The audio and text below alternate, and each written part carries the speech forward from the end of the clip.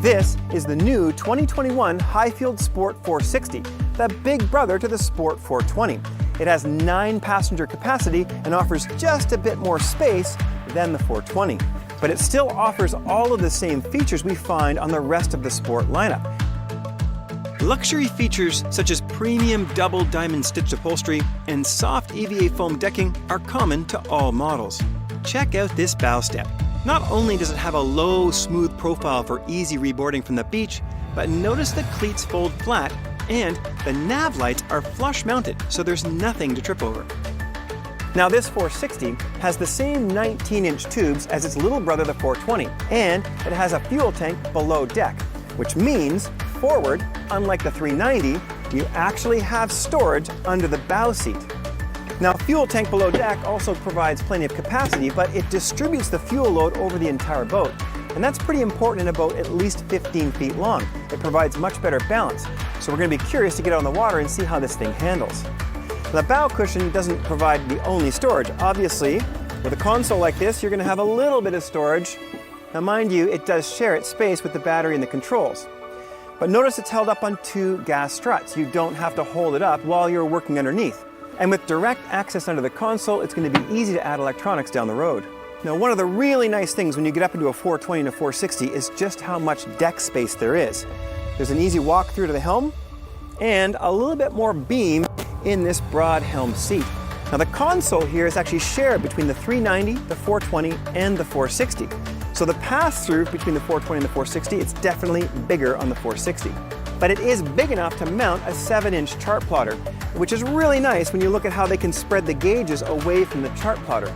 So if you don't want to read your fuel capacity from the chart, you want to read it right off the analog gauge right away, it's nice and visible.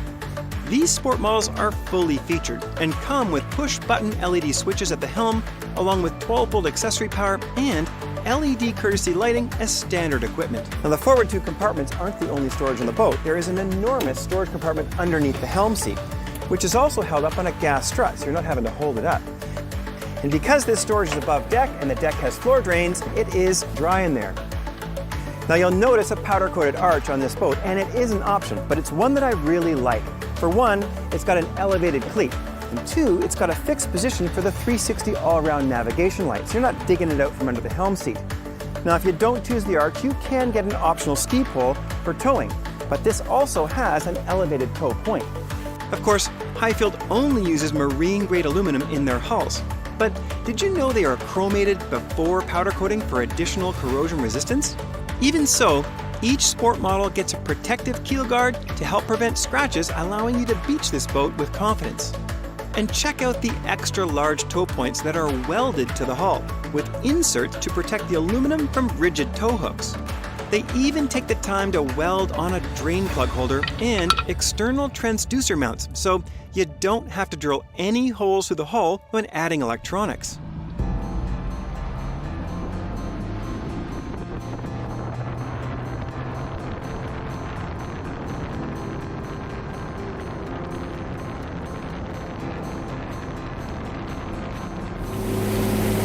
Well, the first thing I notice when I get in this boat is how roomy it is. And you don't really get a good feel for that at the dock until you're driving it. There's plenty of room for your feet at the console, and it just feels open and spacious. The second thing you notice right away is the 70. I mean, this boat flies. We just went for a quick rip and managed to get almost right around 42 miles an hour out of it. And for a 70, that's pretty impressive. Now, these Yamahas are coming with a 4-blade prop, and even the hole shot's pretty good. It's a fairly new motor from Yamaha. It's light, but it's super responsive. Like, I can't believe we're getting very close to 42 miles an hour with the 70 on the back. In fact, I don't think I'd add any more engine. I don't think you're going to go much faster. We get a tiny bit of porpoising on top when we trim the motor right out, but it does get the boat out of the water and get us to 42. So I think if you added a fin, you'd probably get rid of that. But overall, extremely stable boat and so much room. And then there's the hull. You know, these Ocean Master hulls are just fantastic, and every year they keep getting just a little bit better. This one feels more refined than the one I drove a couple of years ago. Maybe it's because the boat's brand spanking new, but There's just not a lot of resonance coming up. This is a very quiet boat. We found a protected bay for filming, but you can still see this hull in action. Just look at how it slices through the water. This is one smooth, comfortable ride. And these big 19-inch tubes keep you plenty high and dry. And of course, the rub strake that wraps all the way around the boat, even around the back of the tubes. So if you back up to something, you're a little bit protected. They also act as spray guards. They're keeping the spray really, really low. So even if you decide to trim the motor down, get the boat back in the water where there's some spray forward, you're not getting wet at all. And then there's the handling. Thinking about water sports? No problem making a quick U-turn to pick up a fallen skier. This boat is hooked up. Inflatables aren't supposed to turn this good. Now this boat is really meant for some serious exploring. You can put 9 people in it. Wonder where we could take it. I think I'm going to Virgin Islands. Full tank of fuel. See you later.